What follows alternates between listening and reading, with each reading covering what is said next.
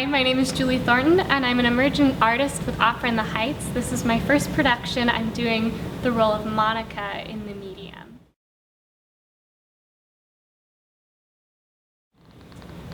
When did you know that you wanted to pursue a career in opera, and was there anything in particular that inspired you?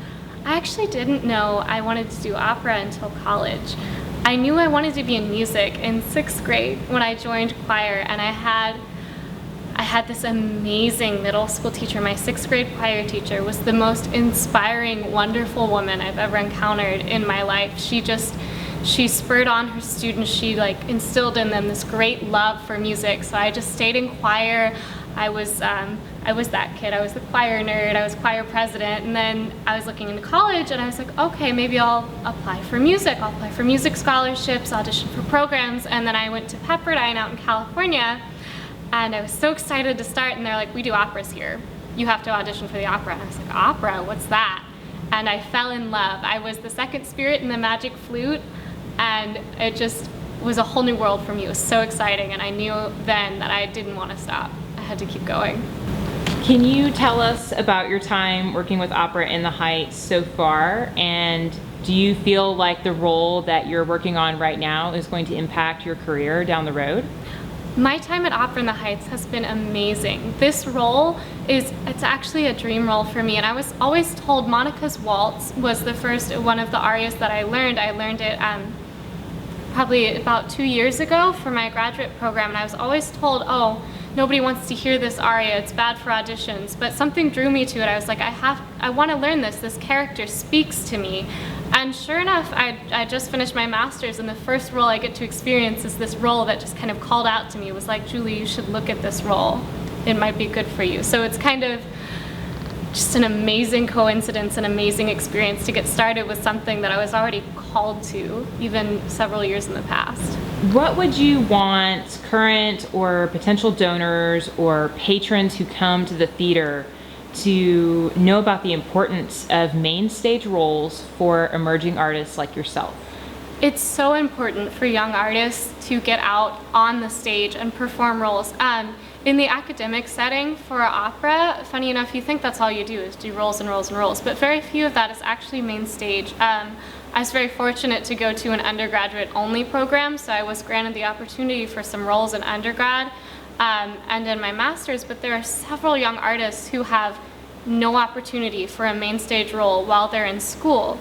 And so this experience of working with an amazing conductor, working on the stage, working with these directors in such a loving, growing environment gives us the opportunity to put on these amazing works, and also gives the young artists an opportunity to really try out a main stage role in an intimate venue like Opera in the Heights, where we can really shine and grow as artists.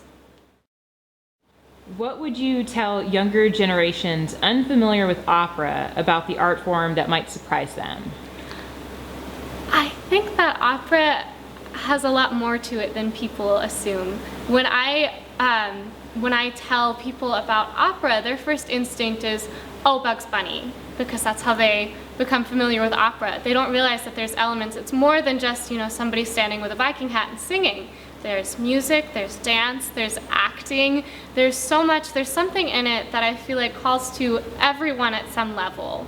And so I think it's something that should be given real consideration as a music genre. Everyone listens, when you explore music when you're younger, you listen to everything. You listen to hip hop, you listen to musical theater, you listen to pop music, you listen to Taylor Swift, and I feel like opera is something that's kind of just shoved to the side because it's something that already has this preconceived notion about it that I think needs to be taken away.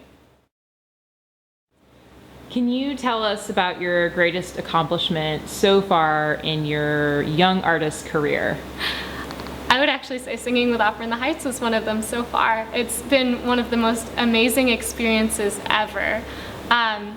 Some other of my accomplishments, I was very lucky at the University of Houston, where I did my master's. I was able to sing several roles. One of the last ones I did was the character of Adina in The Elixir of Love, and just getting to experience these roles and getting to really tell stories. I was a big reader when I was little, and so just every time I get to do a role, I imagine just getting to tell a story, just like the stories I read when I was growing up.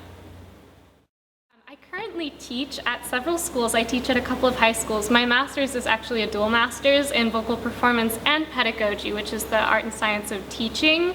So I have kind of a dual passion, probably from being inspired when I was younger by a teacher, to kind of share this joy in music. So I currently teach at 2 separate high schools. I also run a private studio called the Bel Air Music Academy in Bel Air, and that's kind of where a lot of my focus is on. I also sing as a cantor for Catholic services at a few churches, and I sing with the Memorial Drive Presbyterian Church. We do big concerts twice a year, and I also help out weekly as one of their soprano soloists. If you would like more information, my website is juliethorntonsoprano.com. Wonderful, thank you.